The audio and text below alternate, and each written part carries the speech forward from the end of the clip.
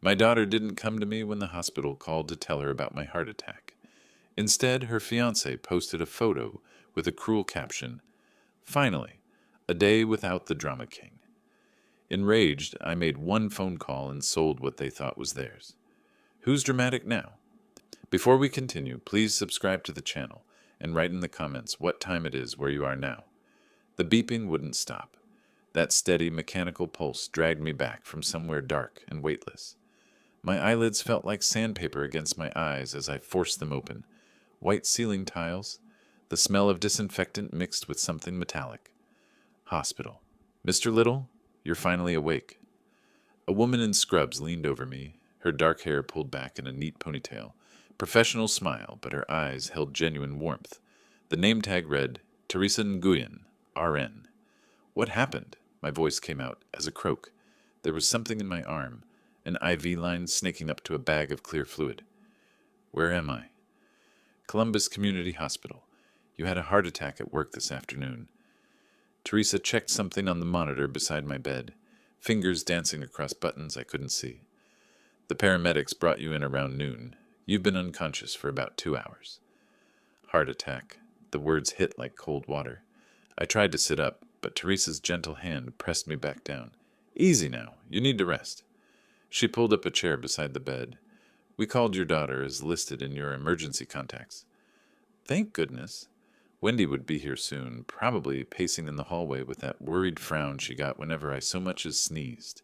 She'd insist on staying the night, sleeping in that uncomfortable chair hospitals pretend are suitable for family members. She said she was busy and couldn't make it. The monitor's beeping seemed to skip. "What?" Teresa's professional composure flickered for just a moment. We explained the situation, but she said she had other commitments today.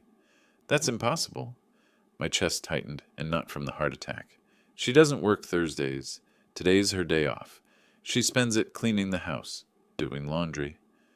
The nurse's eyes softened with the kind of pity I'd seen directed at other people, never at me. "I'm sorry, Mr. Little. Sometimes family members react differently to medical emergencies. Shock affects people in various ways." Shock. Right. That had to be it. Wendy was probably at home right now, too panicked to drive safely.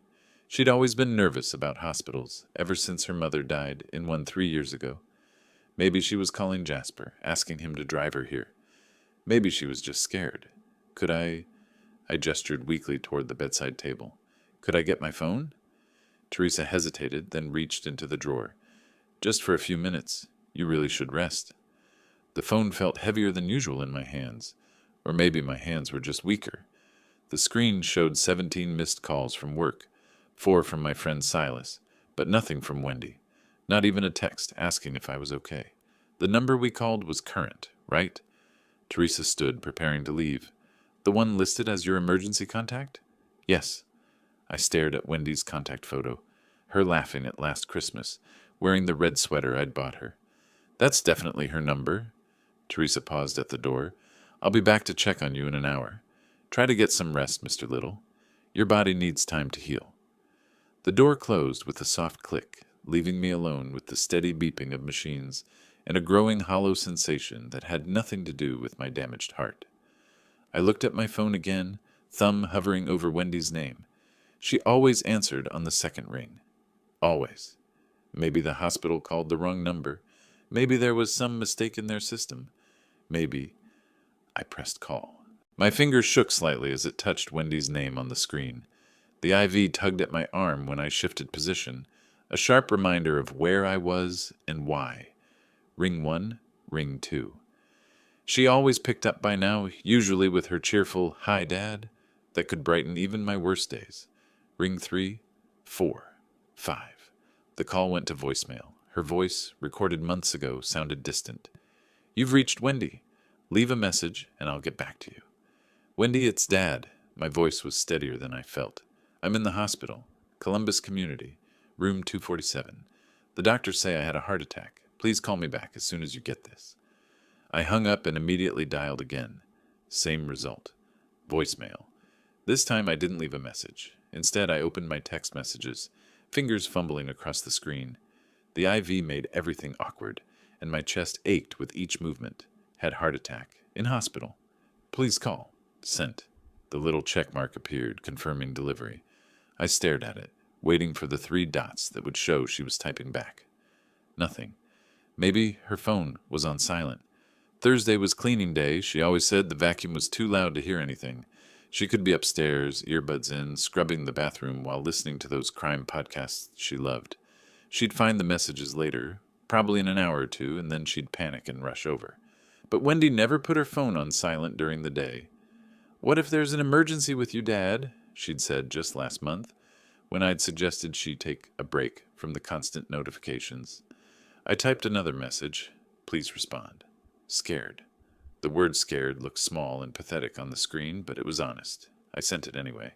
The minutes crawled by. I checked the message status. Delivered, but not read. How was that possible? Wendy checked her phone constantly. Jasper always complained about it, said she was addicted to social media, and couldn't put the thing down for 5 minutes. My chest tightened again, and the monitor's beeping quickened. I forced myself to breathe slowly, the way the cardiologist had taught me years ago during my first scare. Just anxiety. Perfectly normal after a heart attack. I scrolled through my contacts, looking for someone else to call.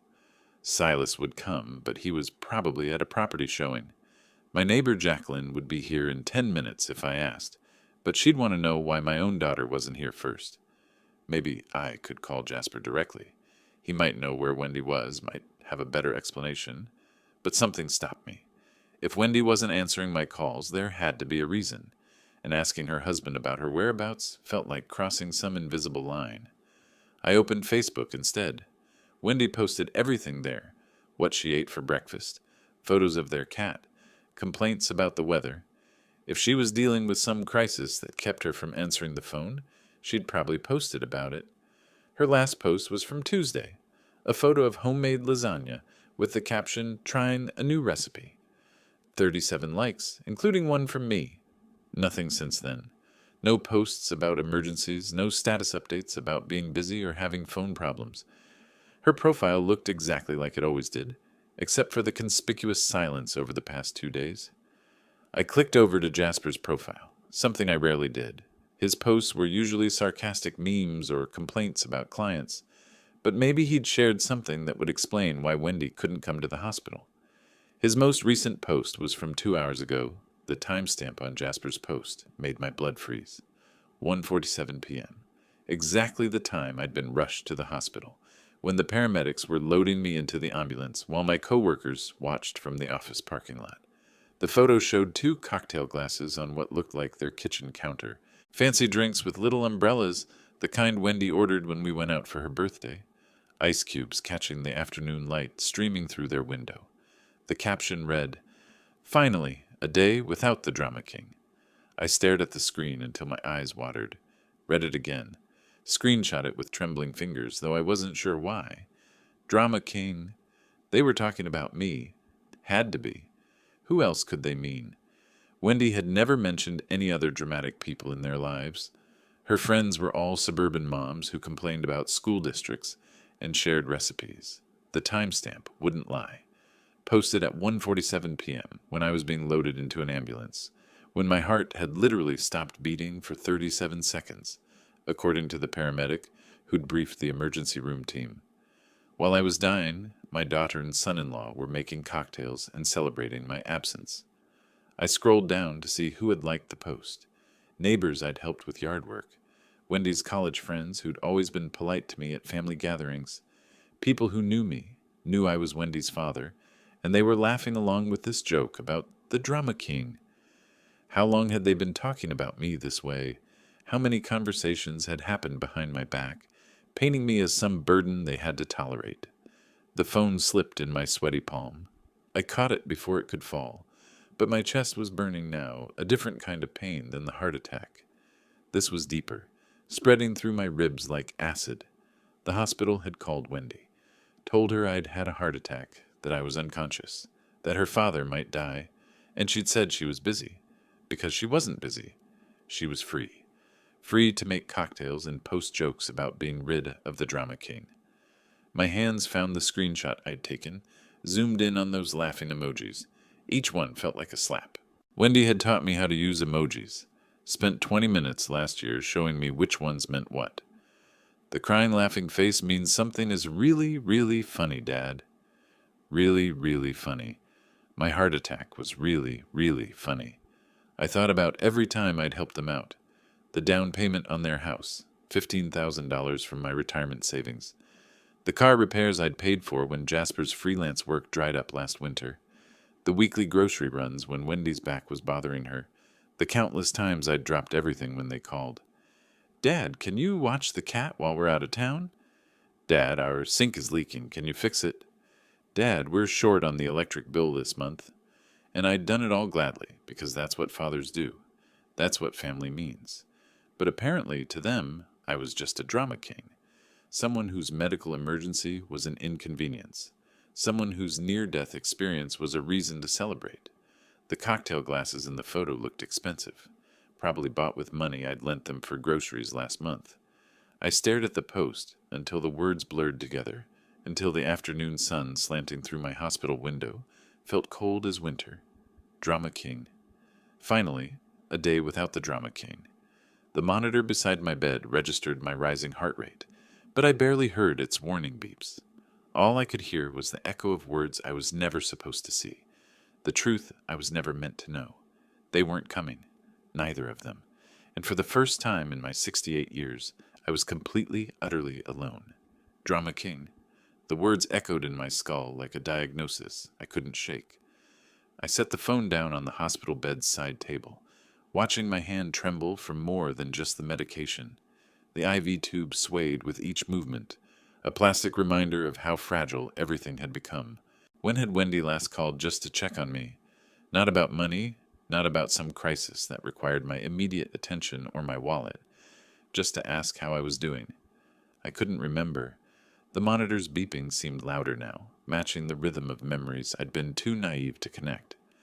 6 months ago, Wendy's voice on the phone, thick with tears. Dad, we're behind on rent. The landlord says we have 3 days or we're out. I know it's a lot to ask, but you're the only family we have left. $1,500. I'd driven to the bank that same afternoon. 4 months later, another call. Different crisis, same desperation.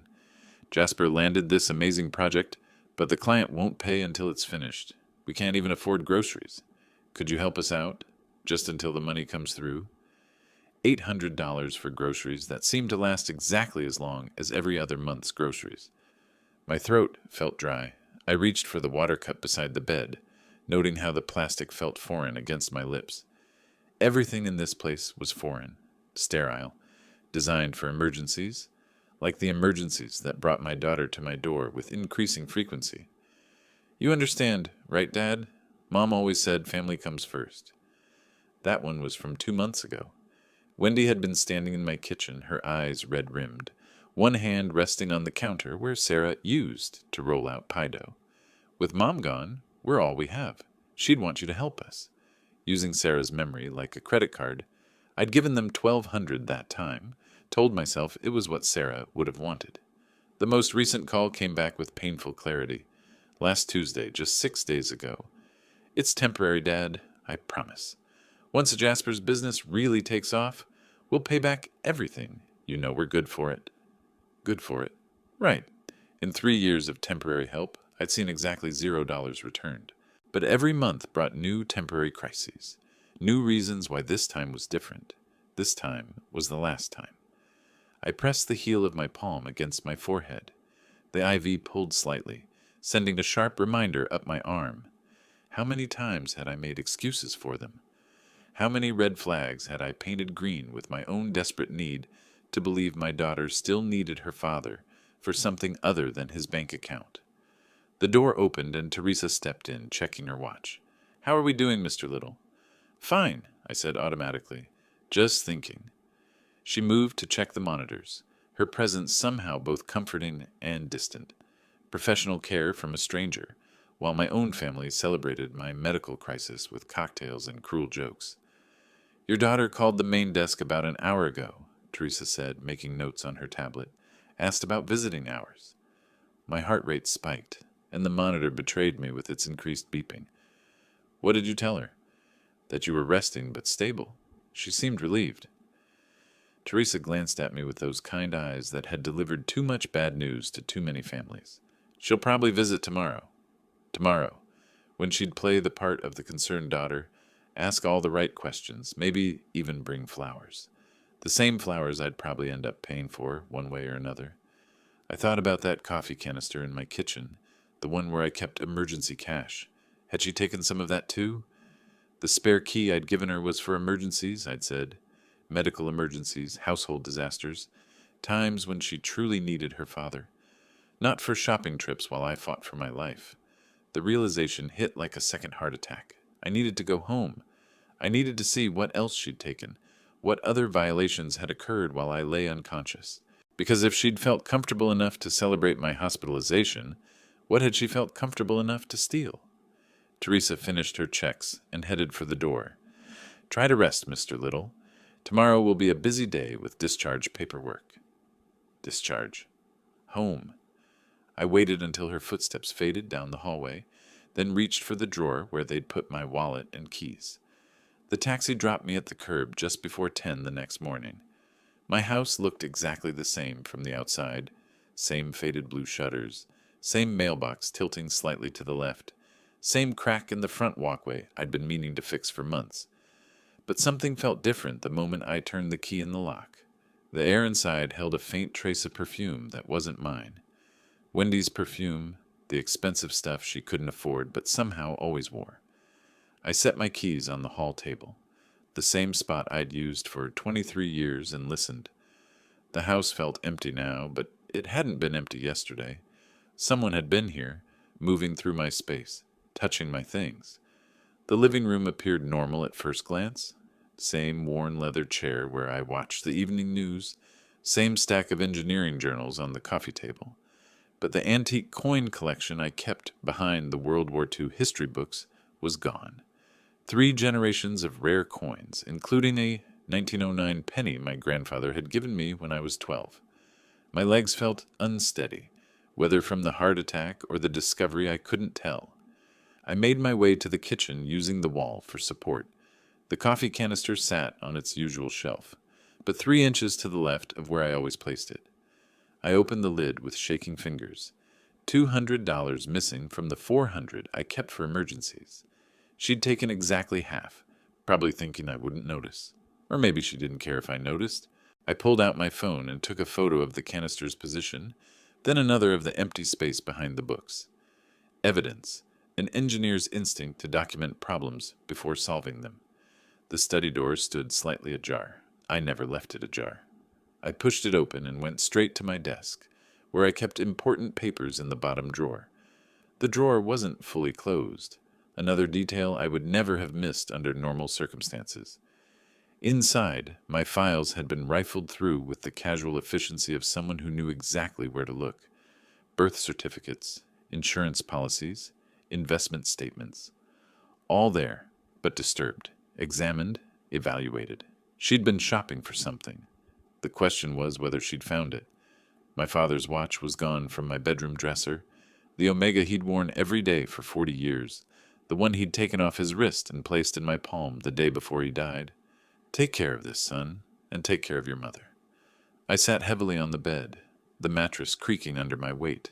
The watch wasn't particularly valuable to anyone else, maybe $300 at a pawn shop, but to me it was priceless, irreplaceable, and Wendy knew that. I walked through the house again, slower this time, cataloging what I'd missed. Small things, mostly. A silver letter opener from the kitchen junk drawer, the good fountain pen from my desk. Sarah's jewelry box had been gone through, though most of the contents were still there. Wendy had taken only what would be easy to sell without questions. She'd been methodical. Professional, almost. This wasn't a desperate grab for quick cash. This was planned, calculated. She'd had time to think about what to take, what would be missed immediately versus what might go unnoticed for weeks. While I'd been fighting for my life, hooked up to machines in a sterile room, my own daughter had been in my home, evaluating my possessions like a burglar. No, like an appraiser, like someone preparing for an estate sale. The thought hit me with sickening clarity. She hadn't just been stealing from me, she'd been preparing, learning what I owned, what it was worth, how to access it. This wasn't about temporary financial help anymore. This was about permanent solutions to her money problems. I made my way back to the kitchen and opened the canister again. Half the emergency money gone, but not all of it. She was being careful, pacing herself, testing how much she could take without triggering suspicion. But I was suspicious now. I was more than suspicious. I reached for my car keys from the hook beside the garage door. Time to have a conversation with my daughter. Time to see how well she could lie to my face when she didn't know I'd already discovered the truth. The drive to Oak Avenue would take 20 minutes. 20 minutes to decide what kind of father I wanted to be when I got there. Wendy's rental house looked shabbier than I remembered. The front yard needed mowing, and the porch steps sagged slightly under their own weight. My own house, the one I'd worked 30 years to pay off, could fit this entire property in its backyard, yet somehow they still needed my money to survive. I parked at the curb and sat for a moment, engine ticking as it cooled. Through the front window I could see movement, Wendy walking past in what looked like a nice dress. Not the clothes of someone who'd spent yesterday in crisis over her father's medical emergency. The front door opened before I even reached it. "Dad!" Wendy's face transformed into a mask of concern so perfectly crafted it would have fooled me yesterday. "Oh my goodness, how are you feeling? I'm so sorry I couldn't make it to the hospital right away." "Why couldn't you answer your phone? I called multiple times." She stepped back to let me in, her hand fluttering to her chest in a gesture I'd seen 1,000 times when she was caught in childhood lies. "I told the nurse. My phone broke yesterday morning. I dropped it right in the kitchen sink, if you can believe it." The living room was cramped but clean, furnished with pieces that had clearly seen better days. Jasper's design materials were spread across a small table in the corner, but he was nowhere to be seen. "When exactly did your phone break?" I remained standing near the door, noting how she didn't offer me a seat or ask if I wanted coffee. "Around 10, I think. I was doing dishes. Being clumsy as usual." She laughed, but it sounded forced. "You know how I get when I'm stressed about you, Dad." "So you knew I was in the hospital but couldn't come because of a broken phone?" "Well, no, not exactly." Wendy moved to the window, adjusting the curtains unnecessarily. "The nurse called our landline. Did you know we still had one? I completely forgot about it. But by then she said you were stable and resting.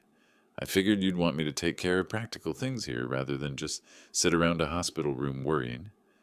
I watched her face as she spoke, noting the slight flush in her cheeks, the way her eyes didn't quite meet mine. "Since when do you take care of practical things instead of worrying? Last time I had chest pains, you wanted to call an ambulance for heartburn." "That was different," she said quickly. "You know how you sometimes dramatize situations, Dad. I'm learning to assess things more rationally." Dramatize. There was that word again, the same one Jasper had used in his celebration post, the word they'd clearly discussed, planned to use if questioned about their absence during my crisis. "Where's Jasper?" I asked. "Job interview downtown. Finally got a call back from that design firm I mentioned." She moved to the kitchen counter, where I could see a brand new phone still in its packaging. The receipt beside it was time-stamped from this morning at 9:15 a.m. Interesting. Her phone had allegedly broken at 10 yesterday morning, but she'd only replaced it this morning, conveniently after the hospital drama had passed. "Dad, are you okay? You look pale." Wendy approached with what appeared to be genuine concern, but I'd learned to question all her expressions in the past 24 hours. "Just tired. Heart surgery takes it out of you." "Of course it does." She touched my arm briefly, the gesture feeling performative rather than affectionate. "You should probably get home and rest instead of driving around checking on everyone else." Everyone else? As if I made a habit of checking up on people after major medical events. As if this wasn't the first time I'd seen her since the hospital. The first time she'd bothered to look at me since I'd nearly died. "I wanted to make sure you weren't too worried," I said carefully. "I know how family emergencies upset you." "I appreciate that, Dad. I really do. But you know how I am about hospitals. Ever since Mom—" She trailed off, letting the implication hang between us, using Sarah's death as a shield, just like she'd used it to justify taking my money. "Right," I said. "Well, I should probably get going. Let you get back to your day." Relief flickered across her face, quickly hidden but unmistakable. She wanted me gone. had probably been checking the time since I'd arrived, calculating how long she needed to maintain this performance. "Call me if you need anything," she said, walking me to the door with what seemed like unnecessary speed. "And Dad, try not to worry so much. You know how stress affects your heart." I paused on her front step, looking back at her framed in the doorway. Yesterday I would have seen a loving daughter concerned for her father's health. Today I saw something else entirely. "I'll try to keep the drama to a minimum," I said. Her smile faltered for just a moment. "What?" "Nothing. Just something someone said." I turned toward my car, feeling her eyes on my back until I heard the front door close with a soft, final click. As I drove away, I caught a glimpse of her in my rearview mirror, already pulling out her new phone. Probably texting Jasper that the old man had bought her story, that the crisis had passed. But the crisis had only just begun. The drive home felt longer than usual, every red light giving me another moment to replay Wendy's performance. I pulled into my driveway and sat there for several minutes, engine ticking as it cooled, watching the afternoon shadows stretch across my lawn. My chest still ached. Whether from the heart attack or from something deeper, I couldn't tell anymore. Getting out of the car required more effort than it should have. The medication made me feel disconnected from my own body, like I was operating heavy machinery I didn't fully understand. I fumbled with my keys, muscle memory guiding me toward the front door. "Hiram!" Jacqueline Garza's voice carried across the narrow strip of grass between our driveways. She was hurrying over from her front yard, where she'd clearly been waiting for my return. At 50, Jacqueline had the kind of restless energy that made her the unofficial neighborhood news service. "Thank goodness you're all right. When I heard about the hospital, I was so worried." "You heard about that?" I turned to face her, noting the eager gleam in her eyes that always appeared when she had information to share. "Well, your Wendy's been telling everyone about your heart attack." Jacqueline's expression shifted slightly, as if she was choosing her words carefully. She seemed, well, not as worried as I'd expect a daughter to be. Something cold settled in my stomach. What exactly has she been saying? "Oh, honey, I probably shouldn't repeat neighborhood gossip, but..." She glanced around as if checking for eavesdroppers, then leaned closer. "She and that husband of hers have been talking about how your heart is failing, how you probably don't have much time left." The keys bit into my palm, where I was gripping them too tightly. "They said that?" Not in so many words, but the implication was clear. "And Hiram..." Jacqueline's voice dropped to what she probably thought was a whisper. "They've even been discussing what they'll do with this beautiful house when they inherit it. Planning changes, talking about selling it for the lot value. I thought it was terribly premature, but Jasper said something about your weak ticker, making it a matter of when, not if." The world seemed to tilt slightly. I reached out and gripped the car's doorframe, steadying myself against more than just physical weakness. "When did you hear this?" "Just yesterday morning, actually. I was getting my mail when they walked by, taking their usual stroll through the neighborhood. You know how they like to look at the nicer houses. They were discussing square footage and property values, like they were already measuring for furniture. Yesterday morning, while I was unconscious in a hospital bed, fighting for my life, my daughter and son-in-law had been taking inventory walks through my neighborhood, planning my estate sale. "I hope I haven't upset you," Jacqueline continued, clearly recognizing that something was wrong with my expression. "I just thought it was odd timing, you know. Most children would be focused on their parents' recovery, not, well, other things." "No, I appreciate you telling me." The words felt like they were coming from someone else's mouth. "I should probably get inside and rest." "Of course. You look exhausted, poor thing. Let me know if you need anything, groceries, rides to appointments, anything at all." She patted my arm with genuine kindness, completely unaware that she'd just delivered the final blow to whatever remained of my relationship with my daughter. I managed to wave goodbye and walk toward my front door without stumbling. Behind me, I heard Jacqueline's footsteps returning to her own yard, probably already composing the story she'd tell her next victim about how pale and shaken Hiram Little had looked when she'd shared the neighborhood news. The key turned easily in the lock, but everything beyond that simple action felt impossibly complex. I stepped into my house, The house Wendy and Jasper had already parceled out in their minds. The house they'd discussed selling before my body was even cold, and closed the door behind me. For the first time since this nightmare began, I was truly alone with the complete picture of my daughter's betrayal. And for the first time in my 68 years, I understood exactly what needed to be done. By 8 that evening, I'd moved through my house like a ghost haunting his own life. The half-eaten sandwich on my kitchen counter had grown stale, but I couldn't summon any interest in food. Every room held evidence of the sacrifices I'd made, the love I'd given, the trust that had been systematically exploited and betrayed. Sarah's portrait smiled down from the mantelpiece, the same gentle expression that had comforted me through 3 years of widowhood. What would she think of our daughter now? What would she say about the woman Wendy had become, or perhaps had always been beneath the surface? I remembered Sarah's words from Wendy's wedding day. "She's beautiful, isn't she? But Hiram, promise me you'll be careful. Sometimes I worry that she sees kindness as weakness, generosity as stupidity." I'd laughed it off then. Sarah was just being protective, maybe a little jealous of sharing our daughter with Jasper. But Sarah had seen something I'd missed, some fundamental coldness that I'd explained away as independence, strength, modern thinking. The college tuition I'd paid when my retirement account took its biggest hit. The wedding expenses when Sarah was already sick and medical bills were mounting. The endless stream of emergencies that required immediate financial intervention. Each time, Wendy had made it seem like I was the hero, the savior, the irreplaceable father who always came through. But I wasn't irreplaceable at all. I was just useful. A walking ATM with a sentimental streak and a weak heart. Moving to the window, I looked out toward Oak Avenue, though I couldn't see Wendy's rental house from here. She was probably there right now, maybe on the phone with Jasper, discussing how suspicious I'd seemed during our conversation. Were they worried that I'd figured something out? Or did they assume I was still the same naive fool who'd been bankrolling their lives for years? The neighborhood gossip Jacqueline had shared played on repeat in my mind. Planning changes to my house, discussing property values, calling my heart a weak ticker, and debating when, not if, it would finally give out completely. They weren't just waiting for me to die. They were counting on it, planning for it, depending on it to solve their financial problems permanently.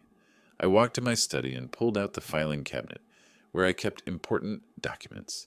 House deed, insurance policies, investment statements, all the papers that represented a lifetime of work, saving, and careful planning. All the assets that Wendy assumed would flow to her like some inevitable inheritance. But inheritance required death, and despite what my daughter and son-in-law might have hoped, I wasn't dead yet. Sitting back in my leather chair, I felt something shift inside my chest. Not physical pain this time, but something harder and colder, settling where trust and love used to live. If Wendy could be practical about my death, I could be practical about my life. She'd taught me the rules of this new game we were playing. Money was more important than love. Planning was more important than grief. Self-interest trumped family loyalty every single time. Fine. I was a quick learner, especially when the lesson involved engineering problems. And this was ultimately an engineering problem: how to redistribute resources in a way that achieved the desired outcome. The desired outcome was justice. The resources were everything I'd worked for, everything I'd saved, everything Wendy assumed would be hers to inherit. Outside, night had fallen completely. The house felt different now, less like a home and more like a tool, the most valuable tool in my arsenal for teaching my daughter that some assumptions come with a price.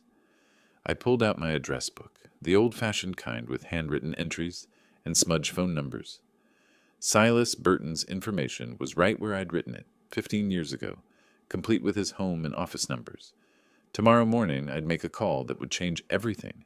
Tonight I'd sleep better than I had in years, knowing that for once in this relationship I'd be the one setting the terms. Wendy wanted to plan my funeral. Instead, she was about to attend the burial of her financial future. Saturday morning came with unexpected clarity. I'd slept 7 solid hours, more than I'd managed since Sarah died. No anxiety dreams, no chest pains in the middle of the night, just the deep, restful sleep of a man who'd finally stopped fighting against the truth. Coffee tasted better than it had in days. Even the simple act of buttering toast felt purposeful rather than mechanical. I was moving through my morning routine with the focused efficiency of someone preparing for an important meeting, because that's exactly what I was doing. Silas Burton's business card sat propped against the sugar bowl where I'd placed it the night before. He'd been after me to sell this house for the better part of a decade, always with the same argument.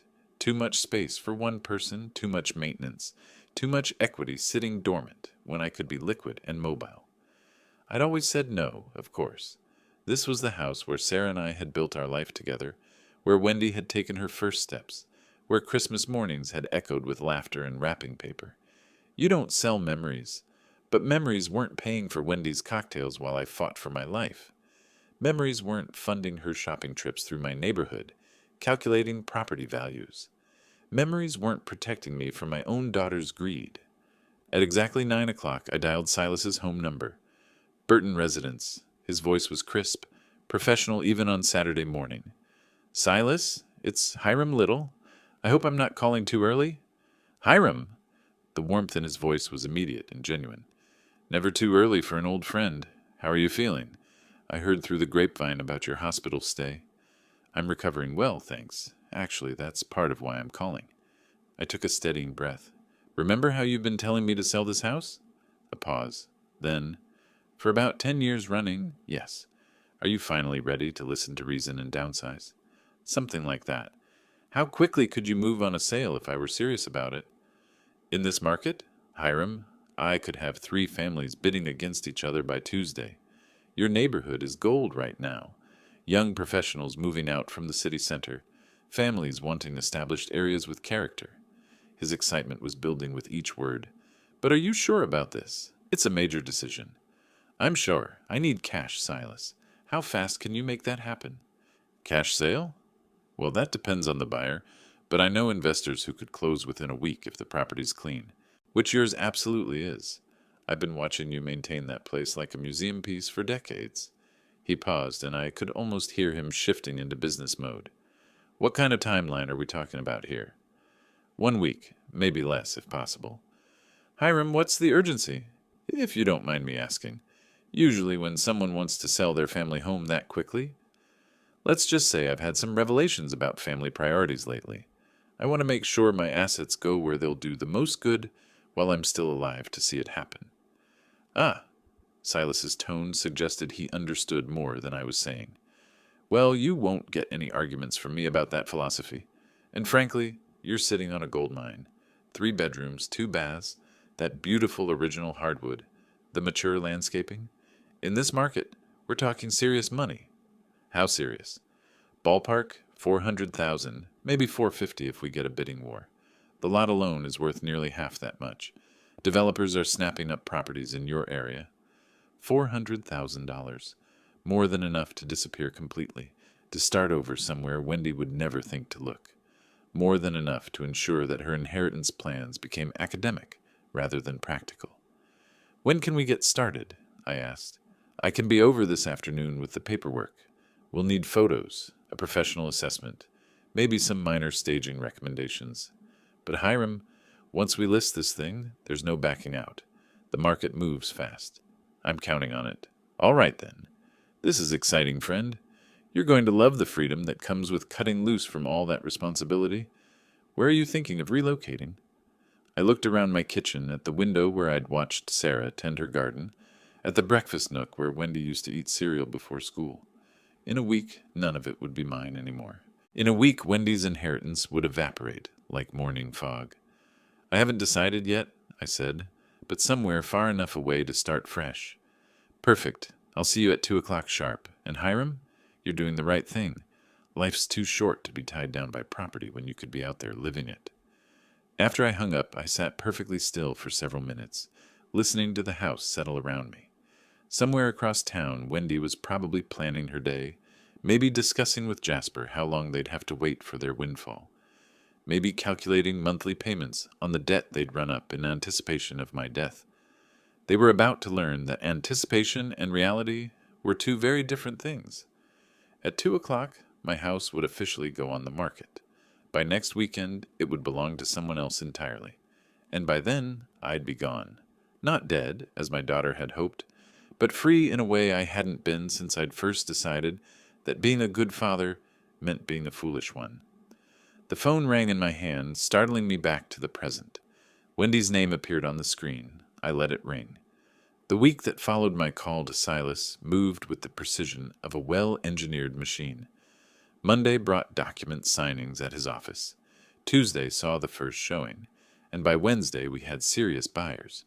The Stanleys, Waldo and Lori, with their 4-year-old daughter Emma, fell in love with the house the moment they walked through the front door. "Mr. Little, this house has been so beautifully maintained," Waldo said, running his hand along the original crown molding in the living room. His wife was already in the kitchen, opening cabinets and admiring the vintage tile work Sarah had chosen 20 years ago. "You can tell it's been truly loved," Lori added, peering out the window at the backyard where Emma was already spinning in circles on the grass. "Emma would have so much space to play here, room for a swing set, maybe a garden." I watched the little girl through the window, remembering when Wendy had been that age, when she'd played in that same yard with the same innocent joy, before money became more important than love, before manipulation became second nature. "The neighborhood is perfect for families," I told them. "Good schools, quiet streets, neighbors who actually care about each other." The inspection on Thursday revealed minor issues: a loose shutter, some weather stripping that needed replacing, nothing that would slow down the process. By Friday, we were sitting in the closing attorney's office, signing papers that would transfer ownership of my family home to people who deserved it. Silas handled the technical details with his usual efficiency, but I caught him watching me with concern during the more emotional moments. When the attorney slid the cashier's check across the table, $435,000, more than I'd ever imagined the house was worth, my hand was steady as I accepted it. "I've never seen a sale move this smoothly," Silas murmured as we gathered the papers. "Are you absolutely certain about this decision?" "I've never been more certain of anything in my life." The key ceremony took place on the front porch, with Emma dancing around her parents' legs while I handed over the house keys. Such a simple gesture. Metal changing hands, but it represented the complete transformation of my life. "We'll take wonderful care of it," Lori promised, accepting the keys with both hands like they were made of crystal. "I know you will," I said, and meant it. "This house deserves to hear children's laughter again." Later, after the Stanleys had driven away to begin planning their move, I stood alone on the sidewalk, looking at the house that was no longer mine. The late afternoon sun caught the windows just right, making them glow like warm amber. Sarah would understand this decision. She'd always said that houses were meant for living, not just existing. My phone buzzed with a text from the hotel where I'd been staying. "Room confirmed for another week while you finalize relocation plans." Perfect. By the time Wendy discovered what had happened, I'd be long gone. By the time she realized her inheritance had evaporated, I'd already be building a new life, somewhere she'd never think to look. I got into my car, the same car I'd driven to the hospital 8 days ago as a naive father who trusted his daughter's love. The man driving away from Elm Street was someone entirely different, someone who'd learned that sometimes the only way to win the game is to change the rules completely. In my rearview mirror, I watched the Stanleys' car pull up to their new home, Emma's excited face pressed against the window. The future belonged to families like theirs, honest, hopeful, genuinely caring about each other. The past, with all its lies and manipulations and calculated betrayals, belonged to someone else now. Sunday morning arrived with unseasonable clarity, the kind of bright sky that makes everything look sharper than usual. I was finishing coffee in my hotel room when the phone rang. Wendy's name on the screen made me smile for the first time in over a week. "Dad." Her voice was tight, controlled, dangerous. "We need to talk. Right now." "Good morning to you too, sweetheart. How can I help you?" "Don't play games with me. I just drove by the house. There are strangers in our yard, Dad. Strangers with moving trucks and children's toys. What did you do?" "I sold it. Yesterday, actually. Lovely family, the Stanleys. They'll take much better care of it than—" "You sold our house? Without telling me?" without discussing it with family? Her voice was climbing toward hysteria, each word sharper than the last. My house, Wendy? My name was on the deed. And yes, I sold it. For quite a bit more than I expected thanks to the market. Meet me there, right now. We're going to fix this. 20 minutes later, I parked across the street from my former home and watched the scene unfold. Wendy was on the front lawn, gesturing frantically at Waldo Stanley, while his wife held Emma protectively behind her. Even from a distance, I could see the confusion on their faces, the way they kept looking toward their new house, as if questioning their own right to be there. I crossed the street with measured steps, my heart rate steady for the first time in days. Wendy, my voice cut through her tirade, step away from these nice people. She spun toward me, and I saw something I'd never seen before in my daughter's face. Pure, undiluted rage mixed with genuine fear. Dad, tell them this is a mistake. Tell them you're not competent to make these decisions. Tell them... Mr. Little? Waldo stepped forward, his arm around his wife's shoulders. Is there some kind of problem we should know about? No problem at all, I said calmly. Just a family disagreement. My daughter seems to have forgotten that children don't inherit property until their parents are actually dead. Wendy's face went white. You can't do this to us. We had plans. We were counting on... On my death? Yes, I heard about your plans. Jacqueline mentioned how you and Jasper were discussing my timeline with the neighbors. Something about my weak ticker and property values? She opened her mouth, then closed it, the calculation visible in her eyes as she tried to find a new angle of attack. We're going inside, Lori Stanley said quietly to her husband. Emma, come on, honey. They disappeared through the front door that had been mine yesterday morning, leaving Wendy and me alone on the sidewalk. You don't understand the pressure we're under, she started, but I held up my hand. Stop. Just stop. I looked at this woman who shared my blood, who'd once been my greatest joy, who'd systematically betrayed every kindness I'd ever shown her. I saw Jasper's post, Wendy. While I was in the hospital fighting for my life, he was celebrating a day without the drama king. You told the hospital you were too busy to come, too busy to check on your dying father. Her mouth worked soundlessly for a moment. You're twisting everything. You're being... dramatic? I smiled and she flinched. That seems to be your favorite word for me lately.